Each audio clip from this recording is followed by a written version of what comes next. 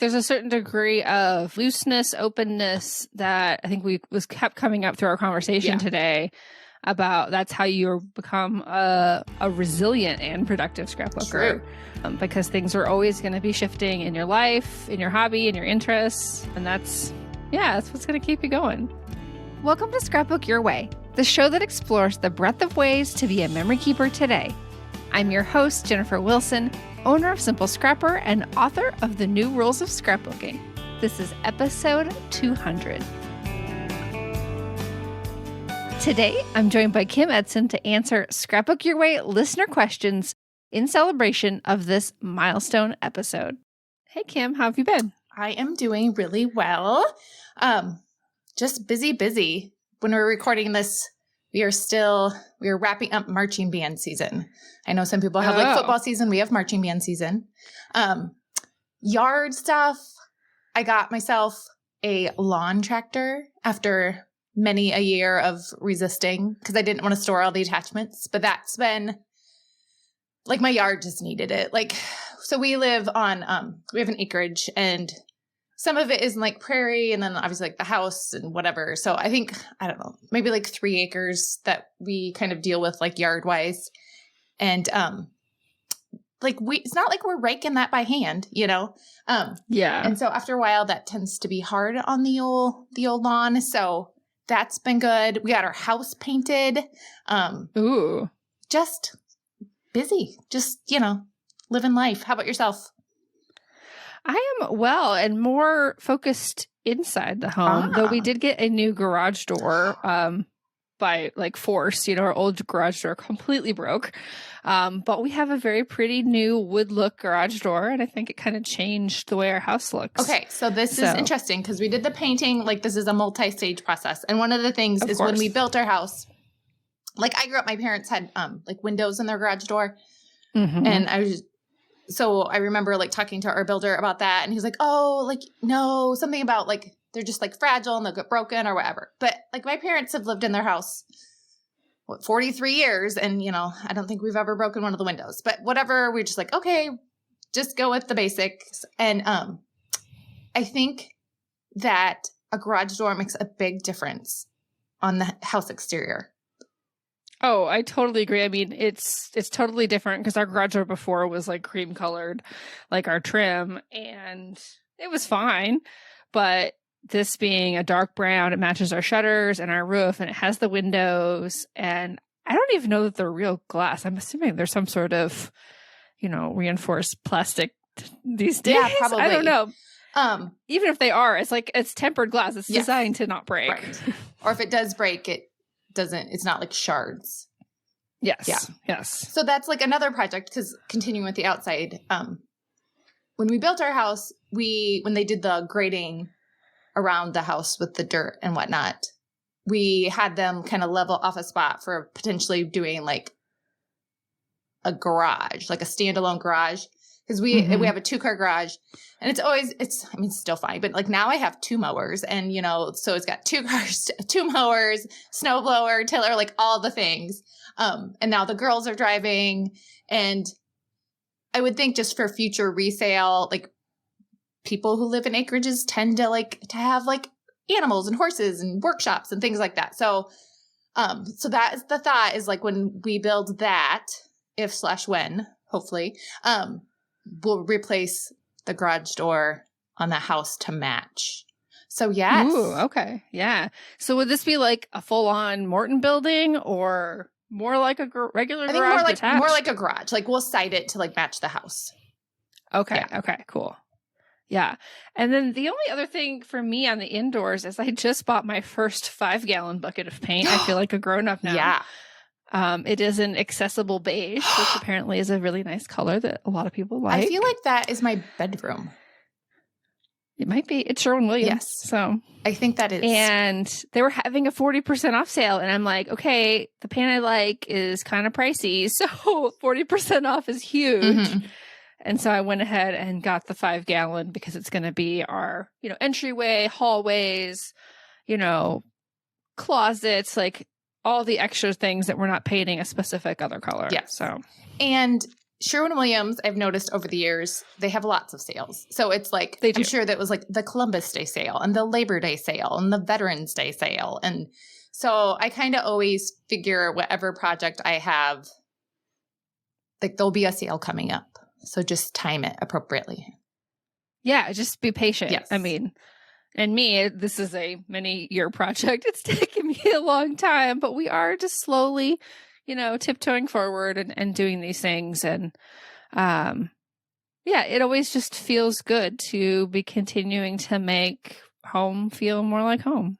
Yeah, like our house exterior, that was like a 2-year thing because I wanted to do this trim thing and then they said it wouldn't work, or if it would work, then it would like put us at risk for like leaking around the windows. And so like that wasn't a good thing. And then I wanted to go lighter and Dan wanted to go darker and Grace wanted to stay the same. And I think Caroline just wanted to move. So it was just kind of like, what? So finally I was like, my friend had painted her house this spring. And I was like, did you like your guy? Yes. Like, what's his name, his number? And I was like, well, let's just get a quote.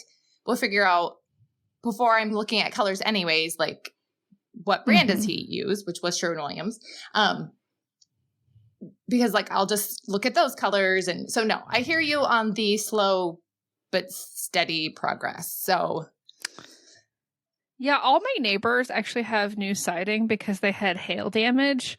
And we only had like one piece of siding that was damaged. And I'm like, I'm not going to go to the trouble of like filing a claim and getting estimates and all that for this one little thing. And like, yes, it would be really nice to have all new siding, but it just seemed like a huge ordeal. Yeah, no. To get it done as well. And your insurance company would probably thank you. So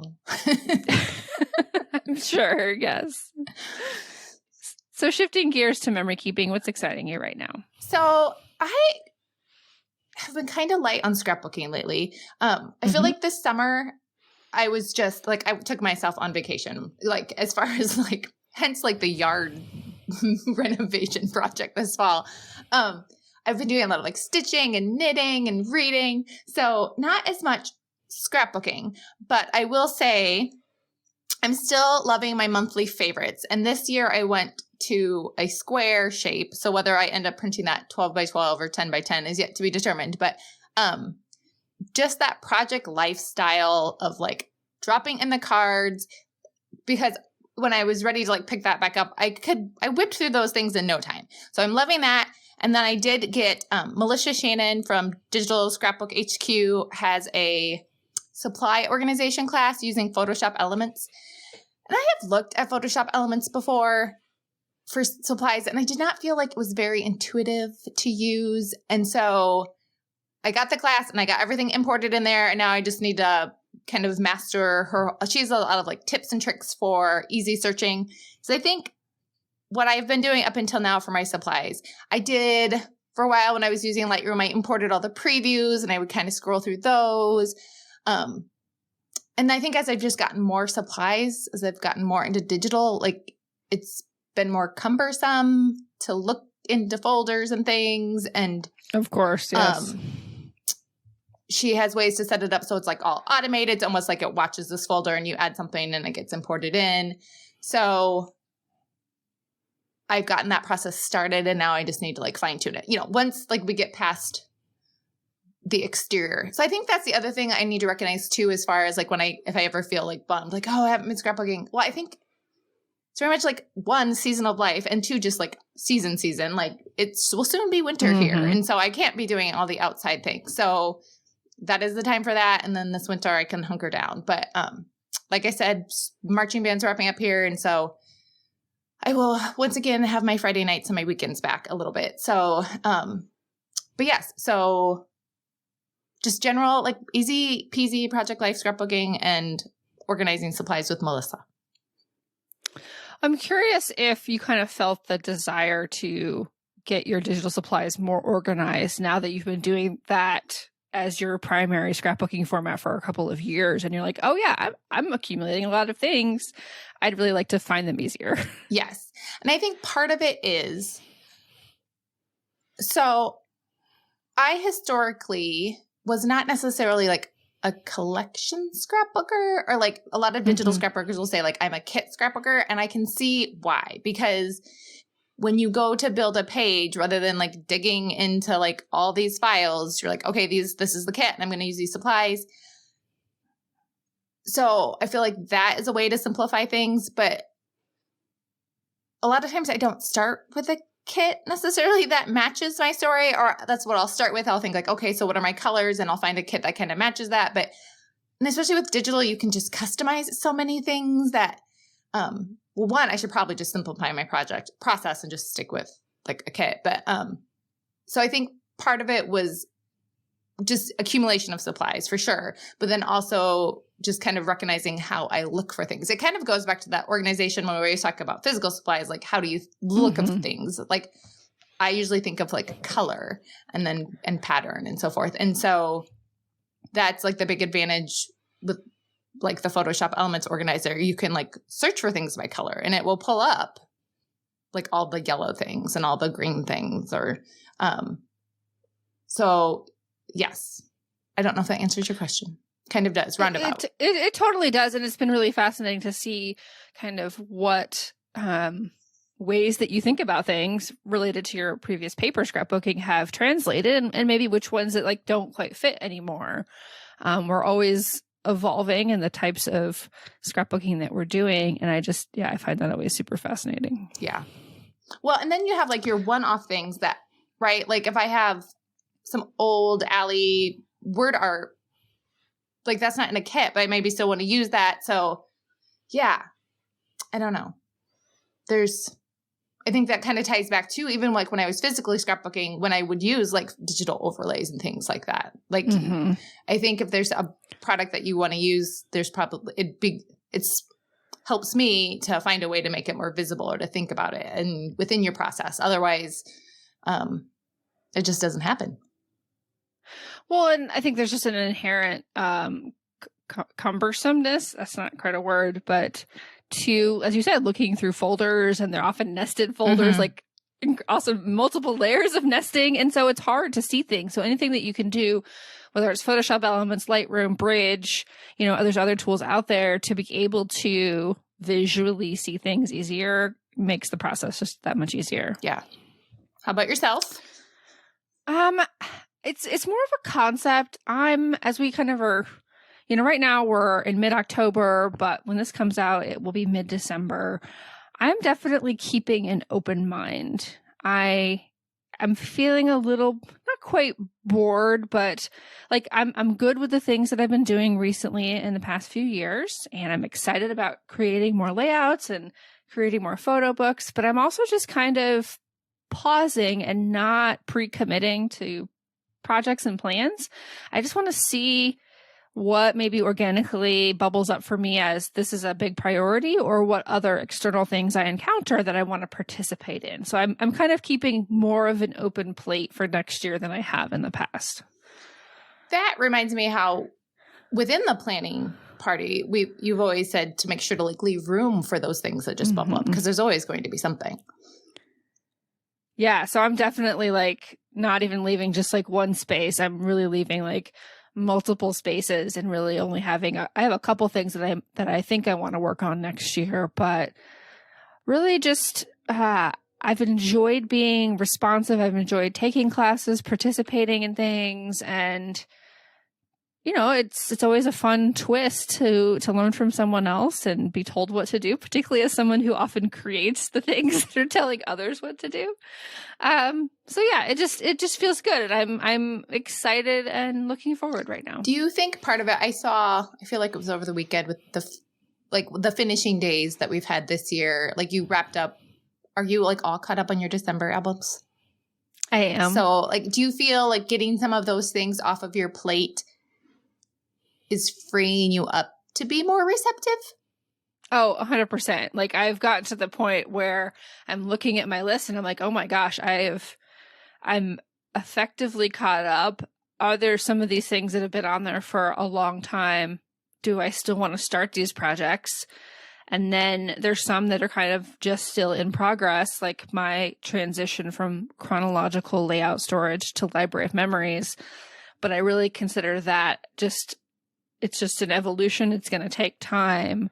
And at some point I'll be like, it's time to, rip off the Band-Aid and dive in a little bit more, but it also doesn't feel urgent to me. Mm-hmm. So, but yeah, it definitely a more of like a freedom of like, oh, there's possibility. I feel that sense of lightness from having my December dailies from 2010 to 2021 completely done. Yeah, for sure. Yep. So this is episode 200, and I thought it'd be really special to have you on. I've had so many comments about those who have missed your voice and they've loved our conversations. And so I thought we would answer some listener questions today. All right, bring them on. Alrighty, number 1. And I'll be honest, this is a question that I made up because I think it's a really juicy one, and I'm curious what you would say. Okay. So what great decisions have you made in scrapbooking, and what bad decisions have you made in scrapbooking? Okay, so I will say of all the questions that were on the list, this was probably the one I don't know that I have an answer for. I would say I think because there's, as far as like there's good and bad with everything, right? So like going digital has been good. I like not feeling like I'm accumulating just these giant albums left and right. But at the same time, I do miss that tactile sense of, playing with product, which is, I think, why I've done a lot more like knitting, embroidery, and some card making, things like that. So I still have that part of it. But so I think that's been a good decision. Probably hybrid scrapbooking back in the day is probably the best thing I ever did, because I feel like that was my sweet spot. And as far as bad ones, I don't know. But I feel they don't have to be major. I have some examples. Okay, but so I would say, if anything, I thought I would get super into card making, because I thought it would just be so much fun and you'd see all this inspiration. And so I don't know if it was a bad decision, but like, accumulating like all the colors of ink and all, that I just maybe I did use, but probably not to the extent that I thought I would. I think that's a pretty common thing that we do, and that we may have some like guilt or regret over, of thinking we're really going to get into something, and then, we were a little optimistic about, our time or interest in doing that.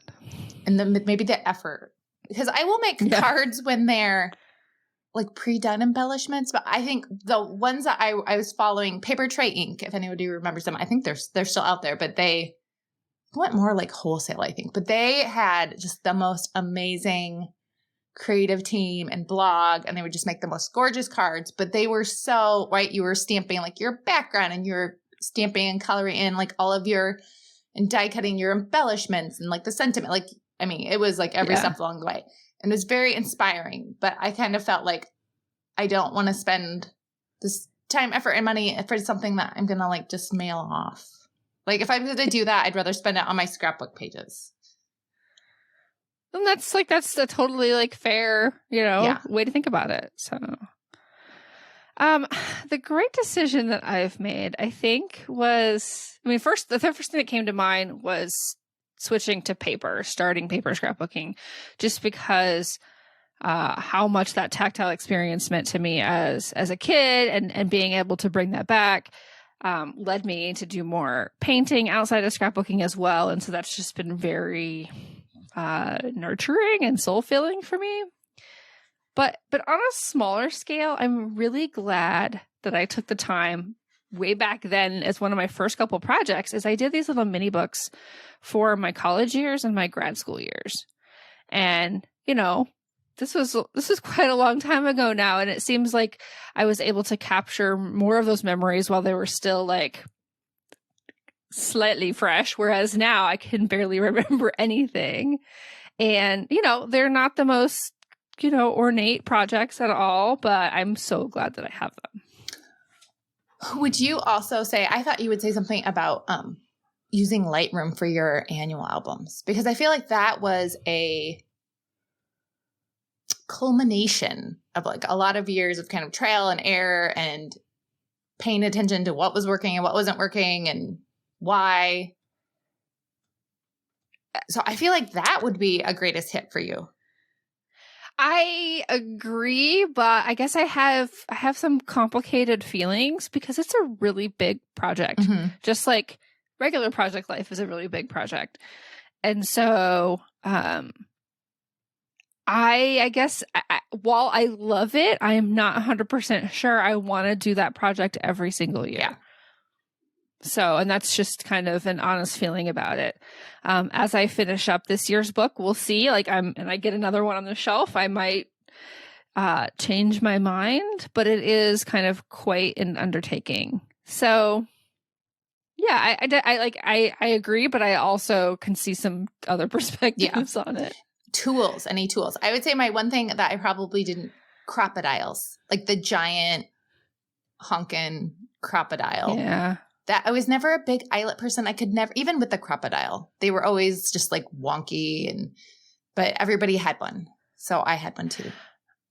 I have that big bite one and it's come in handy. Every time I've tried to get rid of it, somehow I changed my mind, and I'm always glad that I didn't because I need it for one thing, but I do prefer the more like handheld ones nowadays. Yeah. Even I have that We Are Memory Keepers multi-hole punch, and even that is kind of a beast, Mm-hmm. but I use it all the time because it can do like 5 different sizes of holes. Yeah. Bad decisions, I guess it's actually related to what you mentioned about the Lightroom photo book, and that I had tried so many different ways over the years. And I would say the worst year was the one I tried to do pocket pages in 8.5 by 11. I remember that.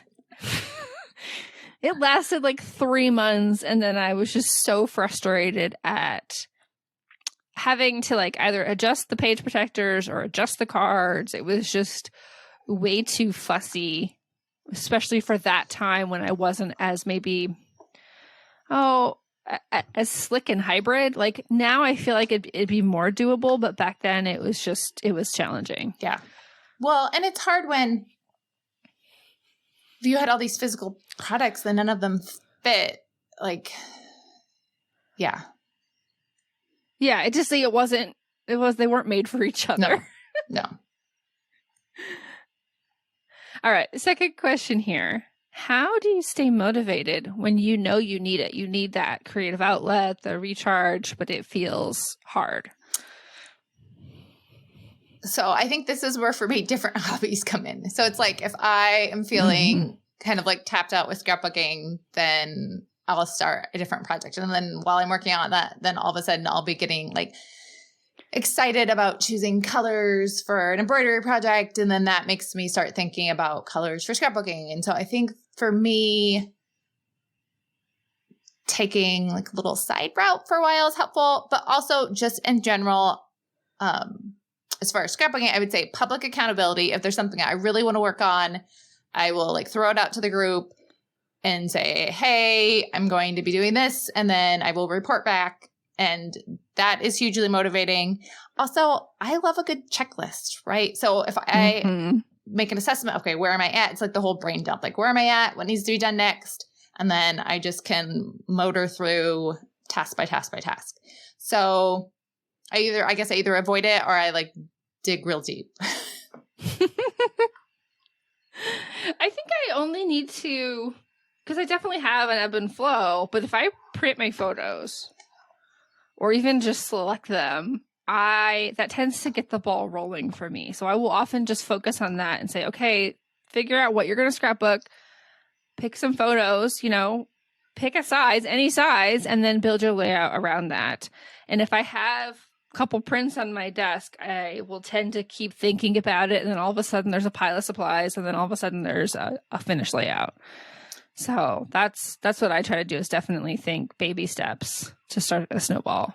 Well, and I think for me, with really most anything, 99% of the time, if I get started, it's the getting started.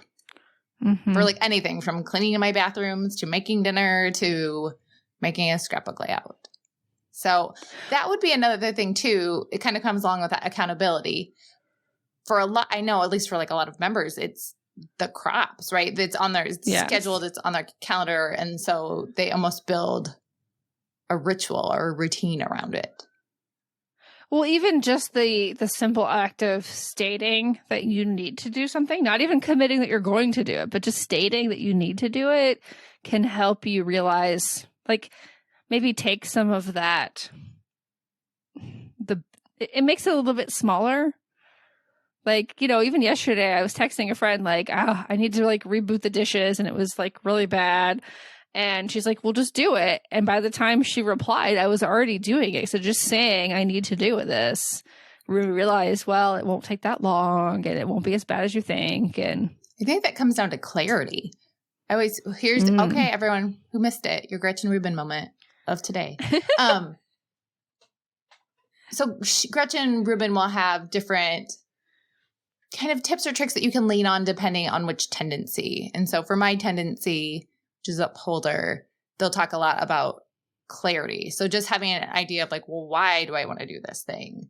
And she has all sorts of tips. So basically, my answer to this would just be listen to Gretchen Rubin, because there's always like, think about your future self, or if it's like the 1 minute rule, or just all of those little things. I think they come down to the getting started too.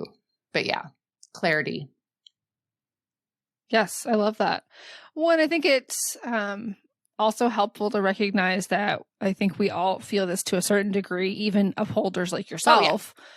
Oh, yeah. We have to find ways to jump into the task, even if it's something that we really want the results of. Well, and for me, where I struggle is that she talks about, I think she calls it like tightening, where I will get on a path and I will just make things more and more and more elaborate and rigid. And I'll know I'm doing it, but sometimes it's hard to like to loosen that.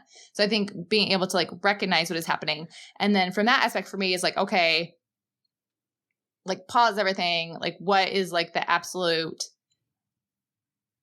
not like bare minimum, but like what is like, take the easy route. Cause I always joke like there's a way to make something more difficult. Like I'm there. So the other thing as far as like, if you're not motivated, it's like, well, okay, like, we used to always say like, what's your very next step? Like and like baby step. So like your very next step isn't like, for me, I have like a layout in the works right now. And my very next step isn't make the layout. It's, draft journaling.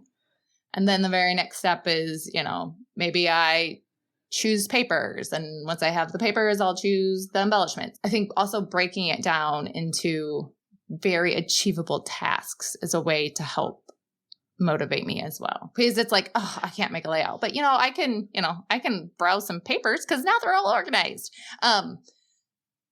So I think that would be another tip that works for me if I'm resistant to something.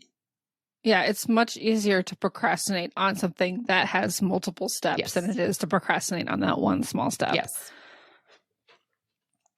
So this next question is a little bit different, shifting gears to more of the social aspect of scrapbooking. What are some of the different ways you've maybe met discovered new people, and connected more personally with scrapbookers? Well, I would just simple scrapper, like obviously.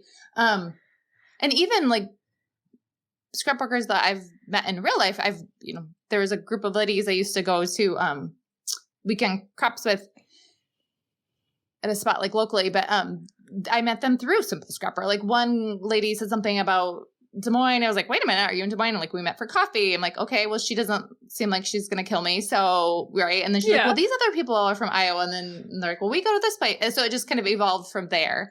I think social media for better or for worse is like a great way to find new people as far as inspiration, people to follow.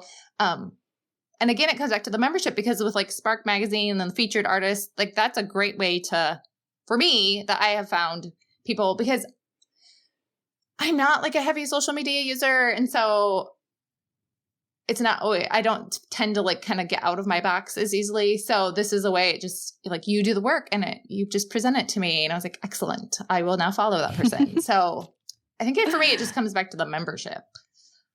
Yes. I mean, the community has been so amazing, even just for me personally, and developing, real friendships with other scrapbookers, and just really feeling that sense of camaraderie and feeling, I don't know, included. I've always been, a crafty math nerd. And so to have people who like really feel like they're part of your your tribe, as they say, or that have like minds, just has felt so amazing. Well, it's nice to be able to talk to somebody who knows who Stacey Julian is and Allie Edwards. And yes.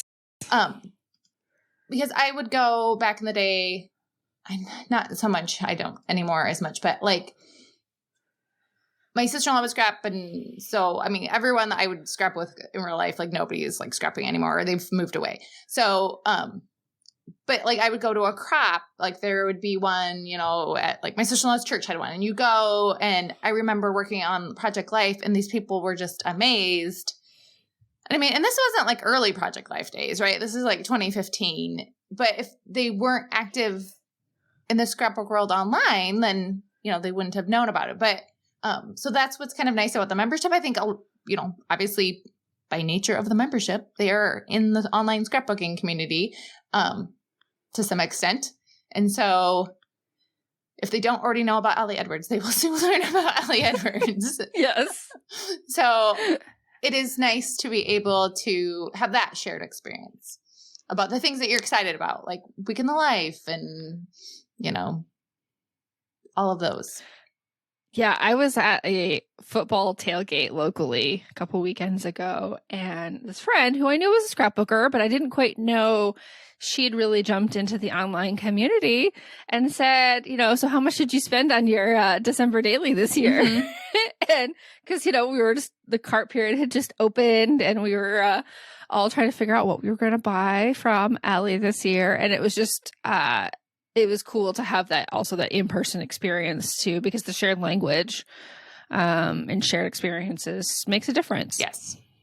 It's kind of what you said about like, it's like find your tribe. Yeah. Yeah. So how do you keep scrapbooking fresh and interesting if you've been doing it a really long time? So how long have you been scrapbooking formally? In 2008 really would be when I would say I really went all in. Like I would make like captioned like photo album type things, but not to the extent of like embellishing and things. So since 2008. So what is that? 14 years? It is, because that's the same for me and how long I've been married as well. Okay. So I think for me, and like I just get bored with things pretty easily. Mm-hmm. I feel like I like novelty, and so I will say like classes and to some extent challenges can be helpful. That's why I have always loved Refresh, because it was just like this built-in opportunity to kind of like refresh my hobby. So within the membership, that was always big for me. Like, was it last year when Stacey Julian had the cards? What were those called? Oh, was that last year or the year before? Ago. I want to say that was in 2020. So like that was something like I was kind of like, oh, I'm not really into this. But then a ton of our members were doing them. And I'm like, well, they're just making these amazing layouts. And so then she had a sale. And so like I got that. And then for a while. So I think you just ride the wave. So if I'm feeling kind of like out of sorts, sometimes a class or a challenge, sometimes different starting points will help. So a lot of times I'll start with a story or a photo, but then maybe we'll find like, oh, I really like this person's layout. I'm going to scrap lift it. Or so I start with the design, or sometimes maybe I'll start with the product. So I think there's a lot of ways to approach creating a layout. And so changing up my starting point will also help. And then just I think, between like my favorites layout, the only other kind of regular project that I've done for the past several years is a December album. So it's always kind of exciting when that time comes around, because I always enjoy particular projects. So, right. So maybe you're an October daily person or a Week in the Life person. And so that could get you jazzed up. Photography, like, a lot of times with Refresh, we'd have like photo walks, or like I pulled out my DSLR with my like zoom lens this last weekend for a marching band competition. So then I was like, wow, I haven't like used this camera for a while. Like, so then all of a sudden I was feeling motivated to take pictures, and pictures can lead to scrapbook layouts. So I think just shaking things up. I think that's how I keep it interesting, is I do something different. Well, and I guess I would look at it as like accepting permission to do that, because I think some scrapbookers struggle with being open to that, or feeling like they need to stay consistent, and that they might see scrapbooking with like a more narrow lens. And I think broadening your horizons, and knowing there's lots of ways to tell your story these days, and lots of ways to enjoy crafting, and it doesn't have to be all one way. You can kind of mix and match. I think that's what makes it really fun, because there's always like a new way to look at a project. And I think along those lines is maybe looking at like why you're getting kind of fatigued of your process. So yes. I mean, clearly, like, I'm all about the membership, but through the years of, multiple times a year, looking at your reason why, like you said, the permission to do something different. So it could just be, like you said, you're in like too narrow of a box, or like maybe like the projects you're working on, maybe you just really are not a fan of a December album and you wish you did because it's very exciting and you hop on the bandwagon. And so maybe it's just having an honest conversation with yourself, like, you know what, this isn't going to happen. And so like letting that go too. So I think you nailed it with kind of people's expectations that they have for themselves and their hobby too. Yes, 100%. So this is more a broader question. Are there any trends you've noticed recently, maybe as you're kind of looking for that new, fresh and fun thing? I don't know that, like I said, I've been very light in the scrapbooking in the recent months. So I am very much still kind of like doing what I do, rather than at a point where I'm, changing things up. I think the biggest thing, and it's probably just what my social media feeds are, but it's Allie Edwards all the time. Like, I feel like she is everywhere. But beyond that, I don't know that I feel like everything is so diverse. I feel like we had like the grungy brown period, and then there was like, your llamas and your gnomes and all the little, and I don't know that I have followed enough like new releases or diversified my social media following enough to be able to like nail some other new trend. What have you seen? This is more of a trend that I have noticed in kind of home decor, fashion, and I think that those things tend to predate the trends that we see in scrapbooking, because there's, I think, a longer timeline. Mm-hmm. Like the smaller florals, a little bit more like vintagey. I think we definitely had gone through like a very modern / mid-century modern period, a little bit of boho, and now I feel like it's going back a little more traditional. I don't know, like that's what I'm seeing in elsewhere in design. And so I'm curious, as we see like the spring collections come out and next year, what things are going to look like. But that would be my prediction based on observations outside of scrapbooking. Do you think some of that is related to, because I feel like the whole farmhouse movement Joanna Gaines started back in the day, like I feel like that's still pretty strong. I do, but that was also very like clean lines, a lot of white and shiplap and stuff. But now I'm just seeing like wallpaper and more molding and, things specifically to design. But I'm curious to see how that will be translated. Like, I don't know. I'm thinking of like some of like the My Mind's Eye florals from a long time ago, some of the Basic Gray, which Basic Gray had a kind of a huge variety. They did. I loved their Christmas collections, but I never really got so into their other ones. But Christmas for me, like that was my go-to. And I think some of it, I'm trying to think if there's any like new movers and shakers kind of like on the scene, because I feel like Maggie Holmes is still doing Maggie Holmes and Paige Evans still does like the Paige Evans. Like they definitely have a look, which I can appreciate. But as far as variety, Well, there is Layered Life, which is Christine Middlecamp, and her episode would have gone live before this one that you're listening to now. And her style is very like retro modern, very like clean lines, but bold and graphic at the same time. And so kind of the opposite of what I'm describing. Mm-hmm. So that's one of the things that I'm, that's coming out right now. In terms of others, is it 49 in market or 39 in market? Oh, but that definitely. Helen talked about them. Yes. They are kind of very botanical, vintagey for sure. Yes, and I'm a big fan. I just bought a whole bunch of their rub-ons, and yay for more rub-ons. I am celebrating the return of rub-ons, but it's just so fun to kind of create more of that like textured, layered look to my pages too. Yeah, and that probably goes along with that style too, as opposed to the super clean, modern, contemporary look. Yeah. So yeah, I don't think either of us have our thumbs closely on the pulse of the scrapbooking industry, but that was one of the questions that was submitted for us, and it'd be fun to always see kind of what's next, and to also choose whether or not that new trend fits your style or your interests or not. Sometimes I'm curious about new trends, and sometimes I'm happy to pass them up. Yes. Yeah.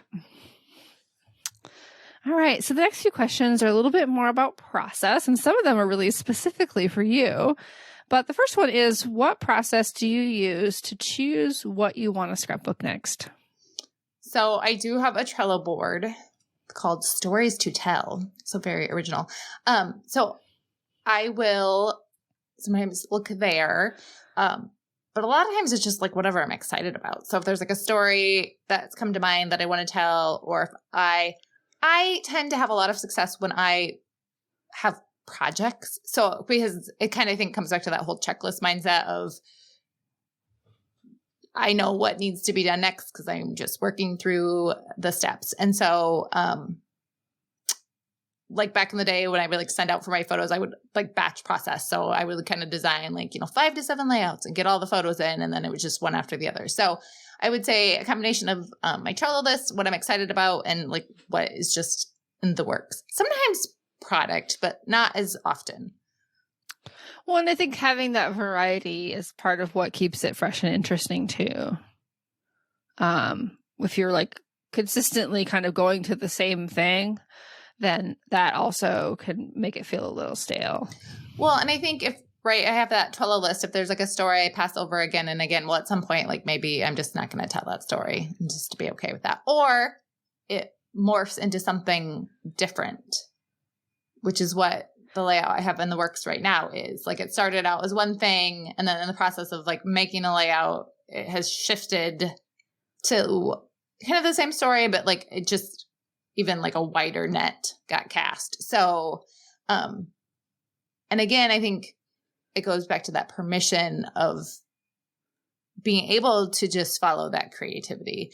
Because at one point I was thinking like, oh, do I, I already kind of had like this plan in mind. Like, do I just stick with it? And I was like, well, no, I think it would be a richer story for like casting that wider net. So Yes. I love, often I'll note down something, and then as I explore it more, it goes a certain direction. And then sometimes it means, oh, well, I still need to make another page about this other direction. Yes. But, so that's like the trick. Cause it's like, okay, so this could be like 2 layouts okay. So what it was like way back when I actually chose it for like a bucket list story to tell. It was the concept of, being an optimistic gardener because our, blueberries just would die repeatedly, and I would just like replant them. And my daughter's like, why do you not just give up? So part of that is I always wanted to tell a story, but I didn't necessarily have a photo in mind.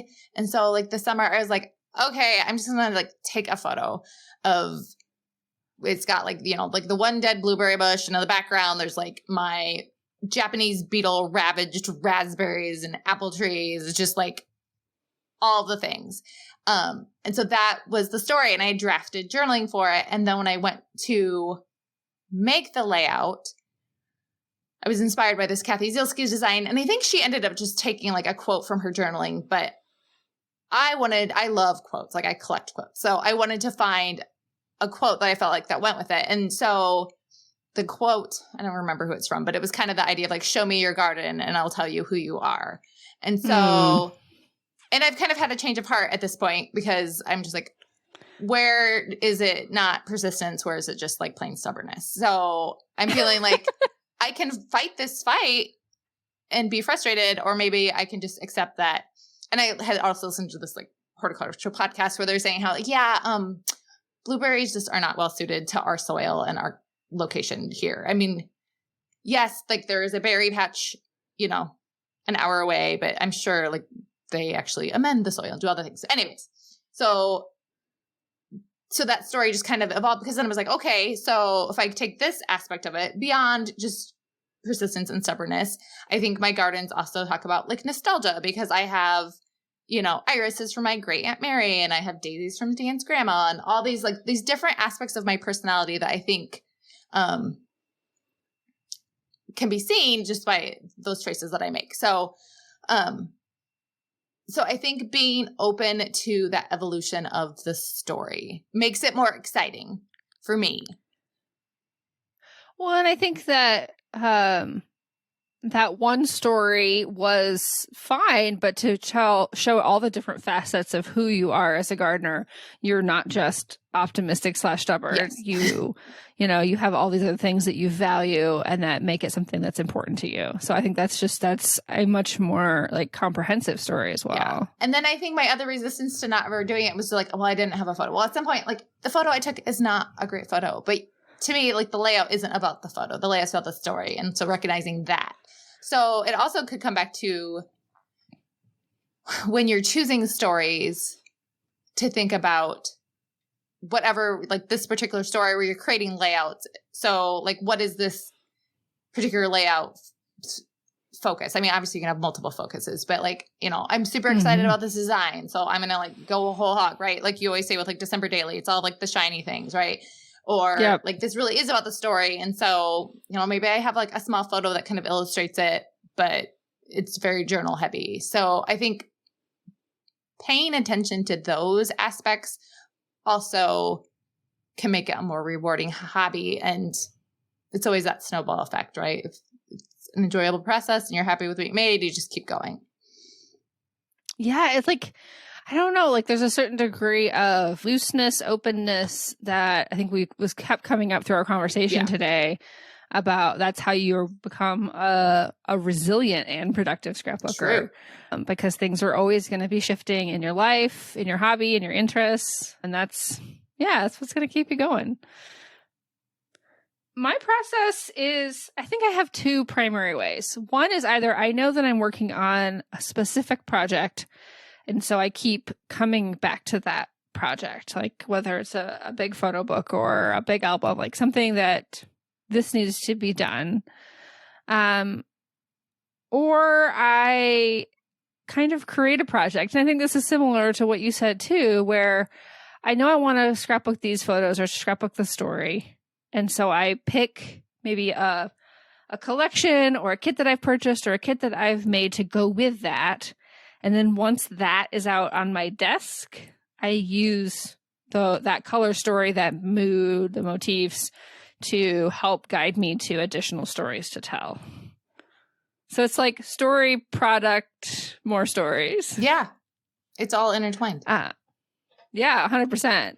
But then I kind of try to make it a project where it's like, okay, I want to use up or try to make at least this many pages with this particular collection because it helps me feel good to use product well and to use it up as I can. And I imagine it brings a sense of ease because the more you're working with those products, the more if there's like a phrase that maybe inspires your story or like a particular embellishment, or I think it eliminates kind of a roadblock because you don't have to go searching as much because you already are familiar with what's there.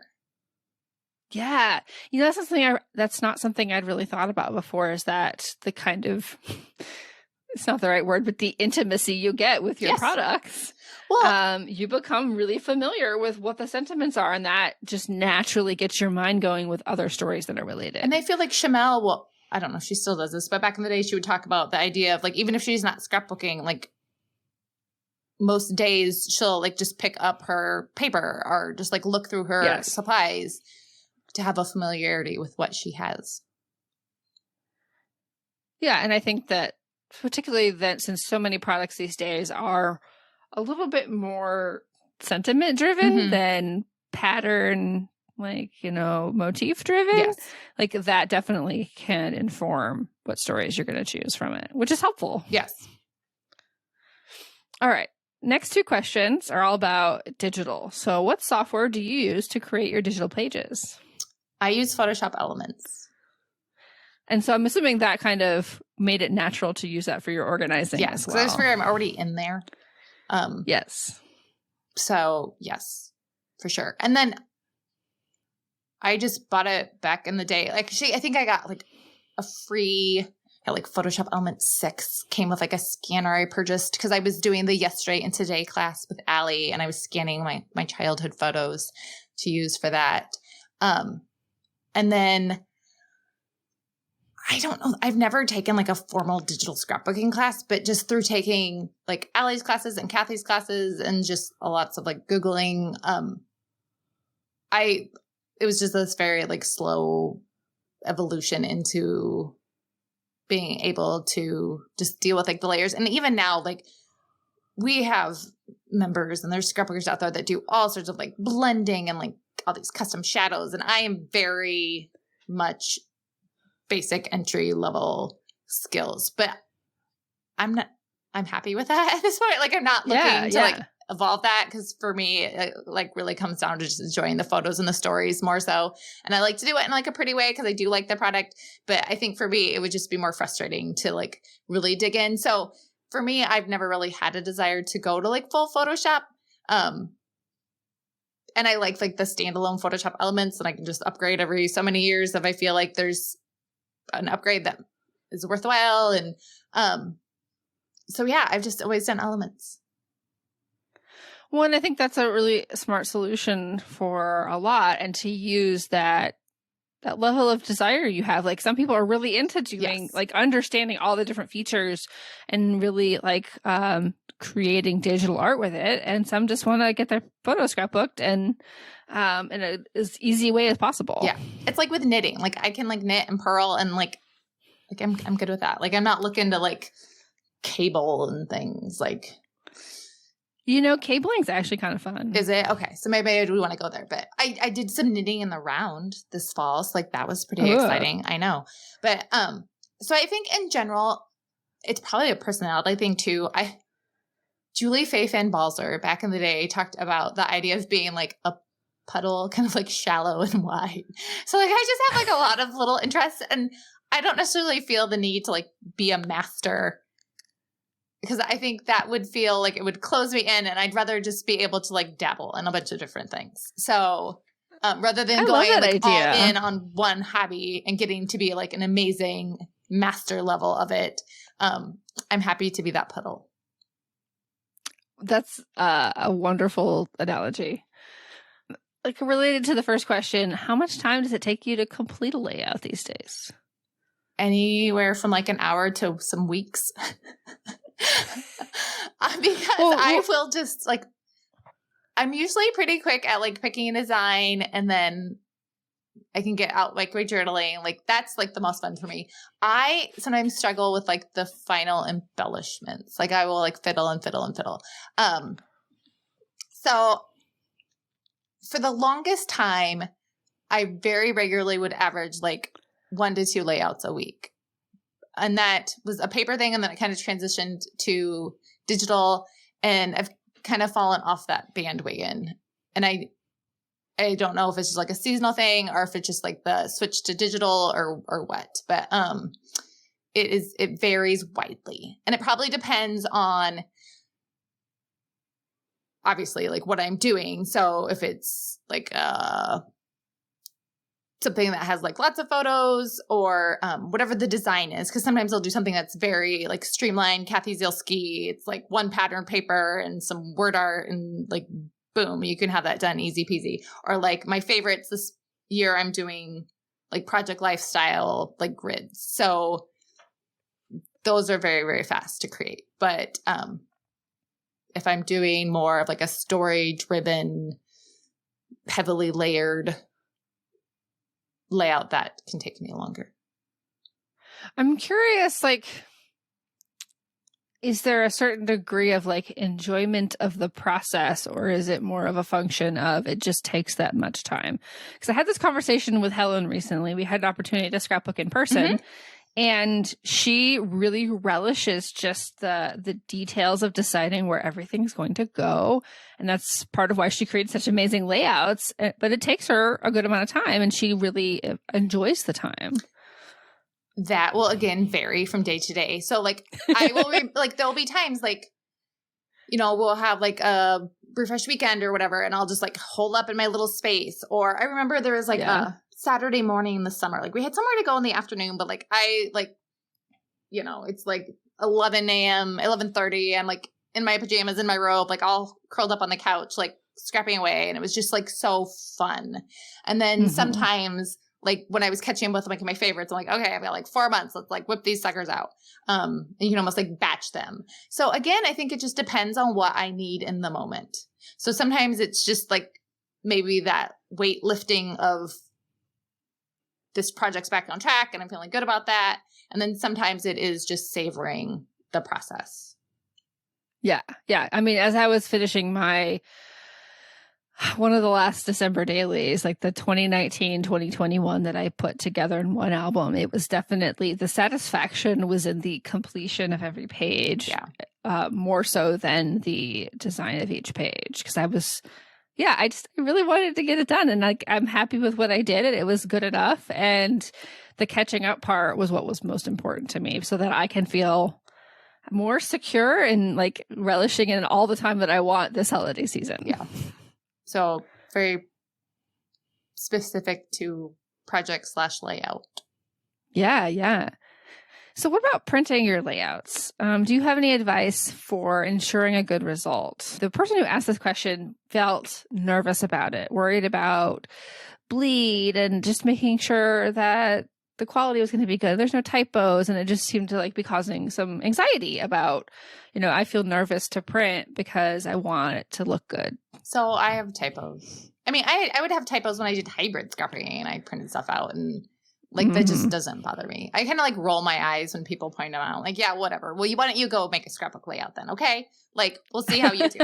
So that really does not bother me.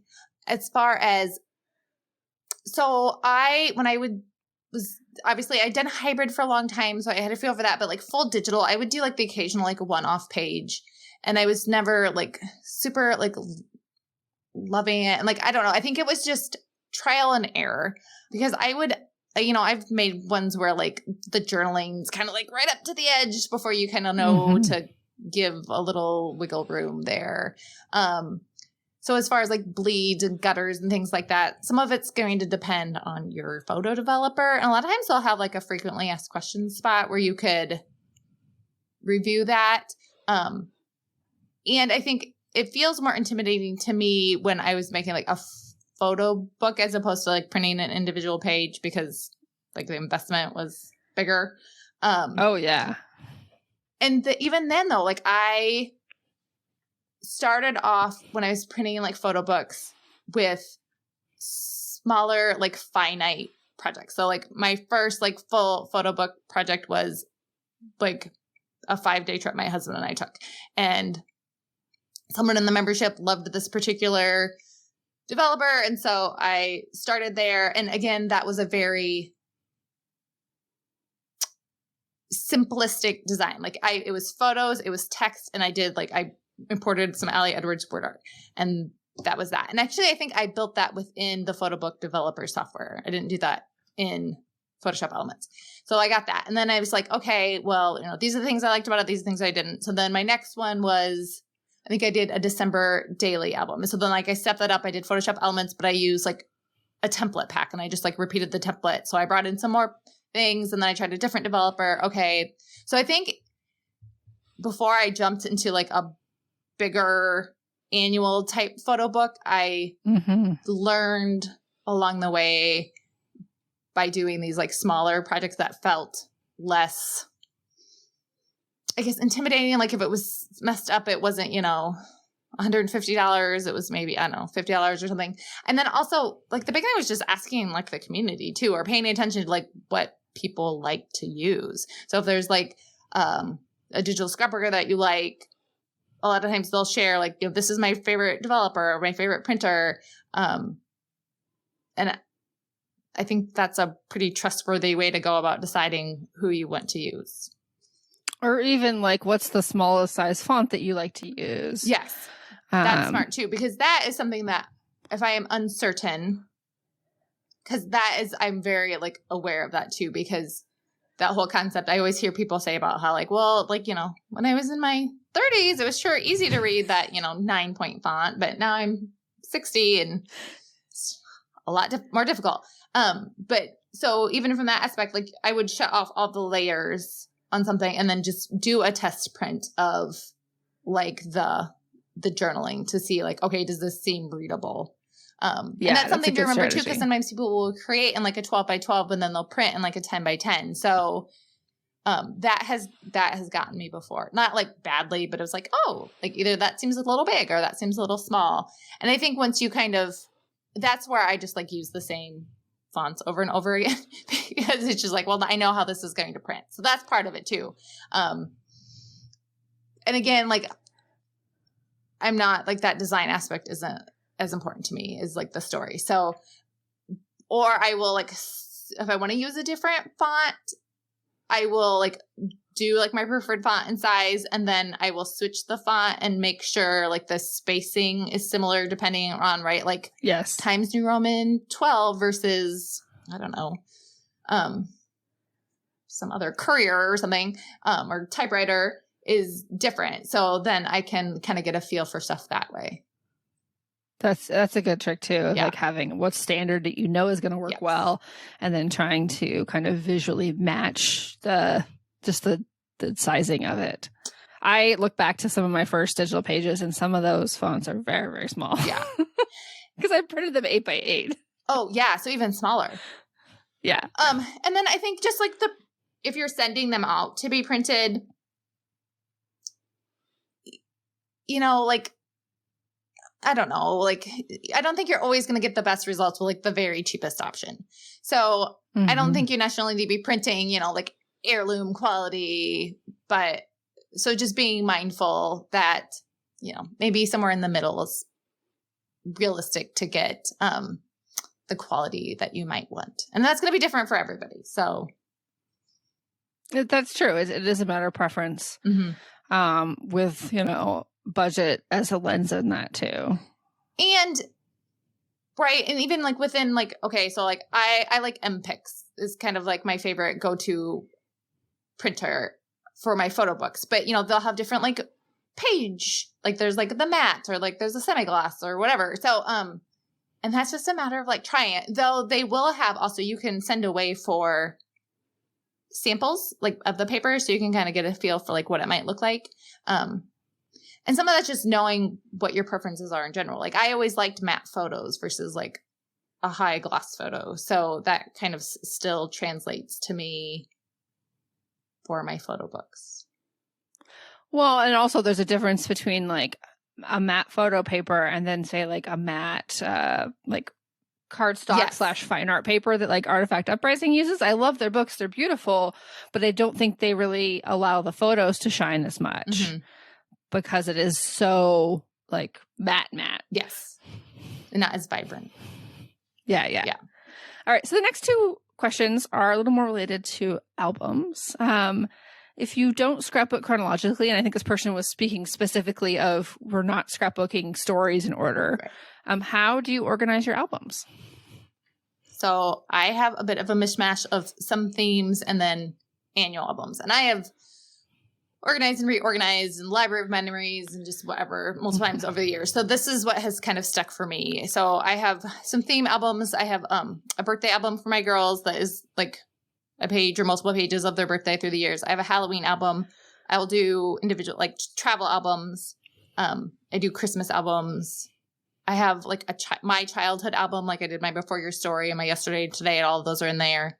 And then I'll do like Week in the Life will have their own albums. And then anything else just gets put into a year. And when I'm filing them, to some extent, I do try to think about like when was the story, like the photo taken or the story told.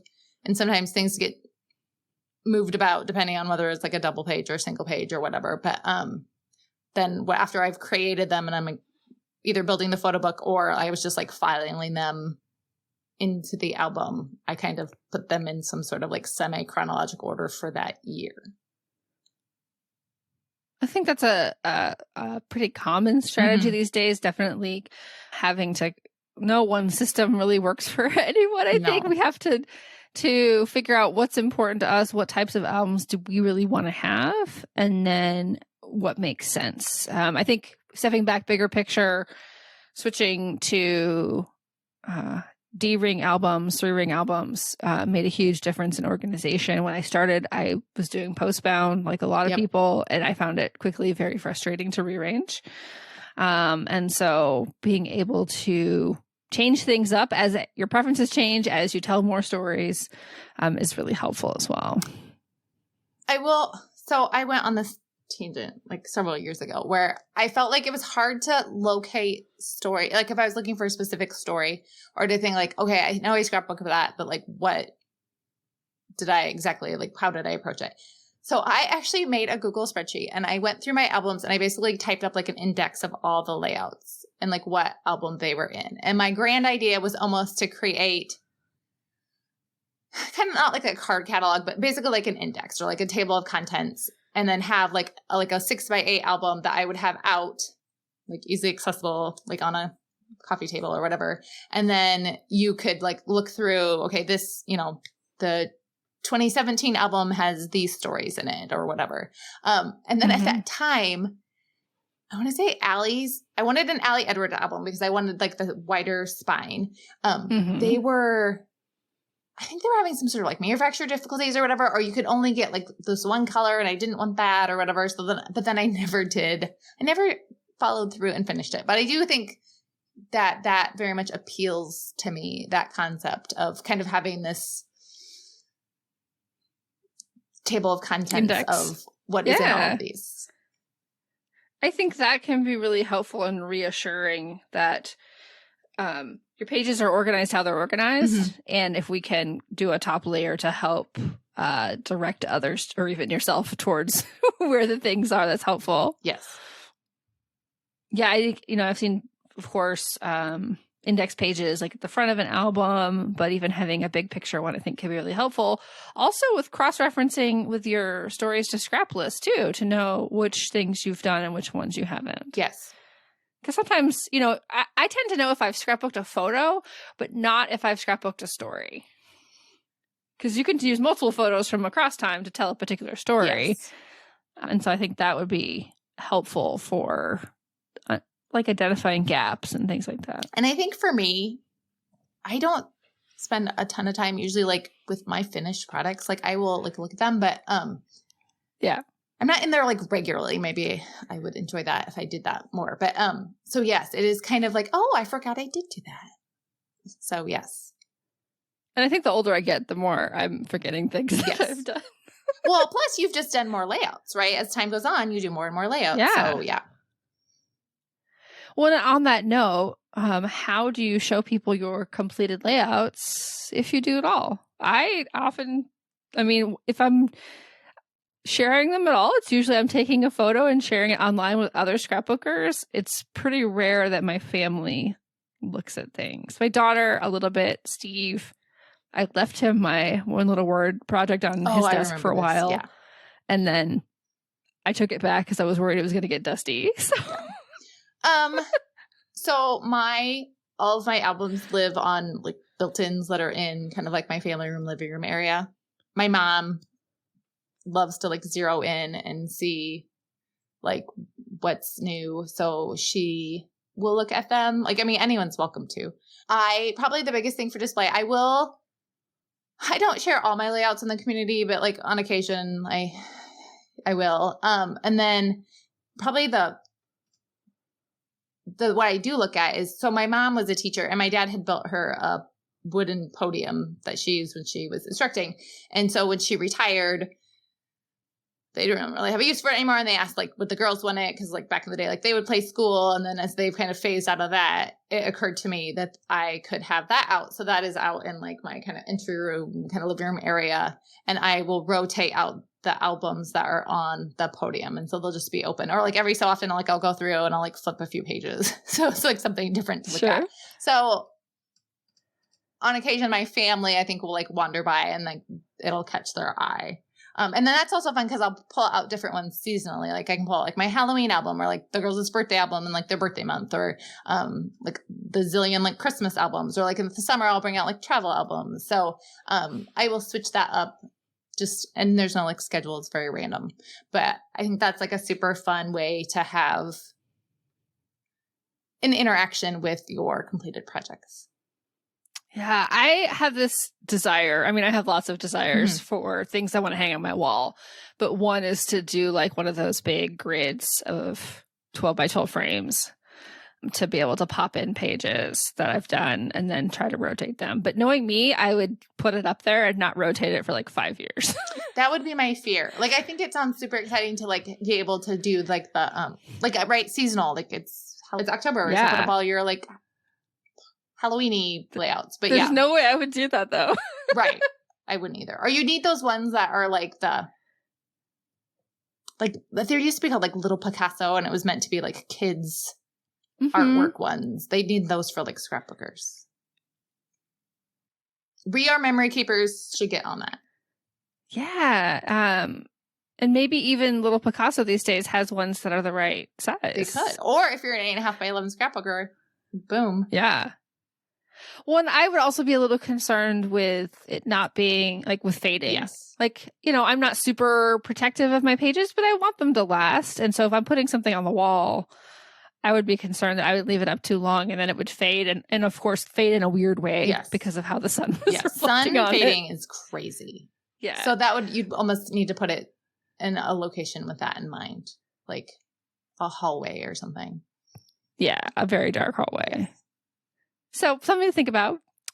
So we have one last question today. Thank you so much for spending time with me. Yes, it's been so fun. Yeah. So what planners will you each be using in 2023? Okay. So I have long used Panda planners, and I think, so this summer when I took myself on my self-imposed vacation, I had, what did I have? Like the daily 2.0 planner or whatever. So they're undated, so it didn't really matter. So I wasn't using like them regularly. And so I had a bunch of pages, but then I did have like, there's only like a certain amount of like monthly pages in there. So those I had filled out. And so, but I still wanted to like use the planner to finish it out. So my girls had gotten interested in like bullet journaling. And so of course, like that was my excuse to do a bit of a deep dive into that. So I basically have retrofitted my current Panda planner into a kind of custom approach that I am liking. It's like my vertical weeks. It's like a 2-page spread for a week. And then I still have like my to-dos, a spot for my schedule, a spot for gratitude, and then like meal planning. So, but what I think I would want to do, my plan is to use this one. I can get it through like the end of the year, but is to do a plum paper planner that I customize. Oh, okay. Okay. So that's my plan. How do you feel about it being now let's step back here. The Panda Planner 2.0 actually has rings, doesn't it? Yes. Spiral. Yes. Because the previous ones were, flush bound or whatever. Yeah. So I'm assuming the rings are okay with you. Yes. I like the rings. Okay. Yeah. I mean, the plum paper planner I've heard is like really good quality. It's thick because it's good paper quality, and having to be able to customize the sections I think is pretty cool. Yes. Because I think even with the Panda planners, like there's definitely bits that like I don't use, or even when I did use them, like I didn't use them to their full capacity, and nor was I interested in starting to use them. It wasn't like an aspirational thing. And so it was just like, well, I can just make one to be what I want. And I think that is my plan for my New Year 2023. That sounds fun. Yeah, I'm excited. I am using, and I don't know if I will have mentioned this on the podcast yet, but as of right now, I am using a Scribbles That Matter B5, which is bigger than A5, dot cross planner. So it is an undated planner that has months, weeks, and a dot grid in between each of those. Okay. And then a bunch of dot grid at the end. I absolutely love it for a couple of reasons.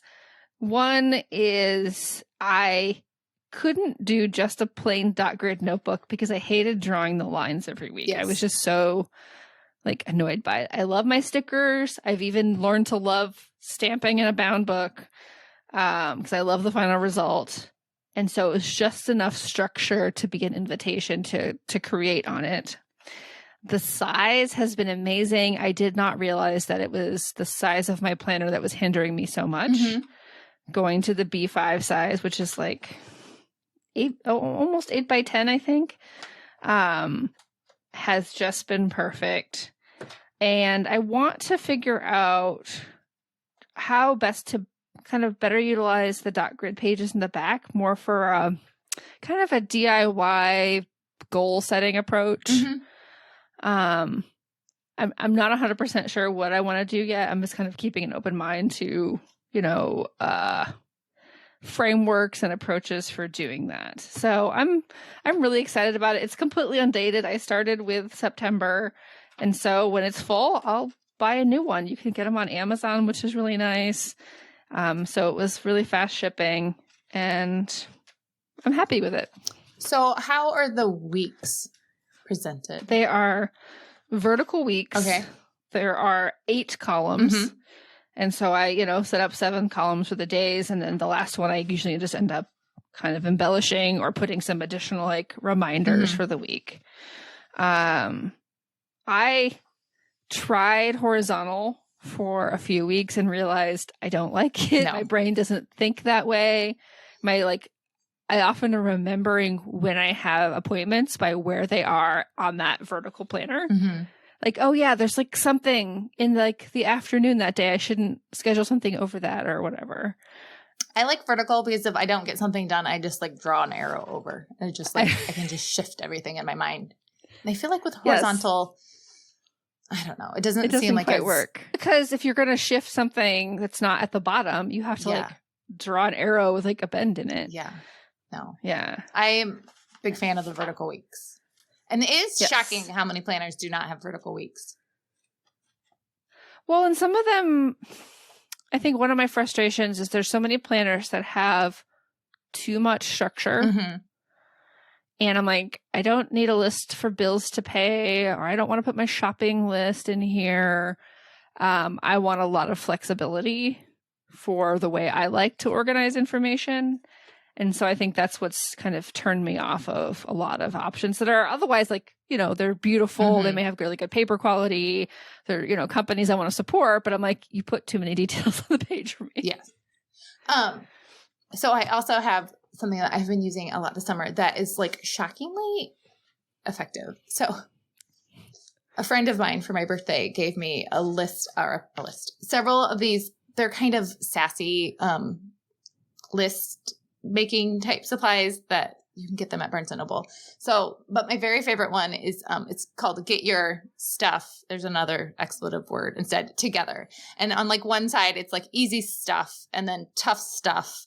And then, it's all stuff, which sounds super silly, but I sometimes, if I was feeling overwhelmed and wanted to do a big brain dump, I would make lists. I would just dump everything by what can I get done in 5 minutes or less, or 15 minutes or less, or what's longer term. Or I would make a list. I would divide it by house stuff, yard stuff, animal stuff, whatever. So dividing things out like that is very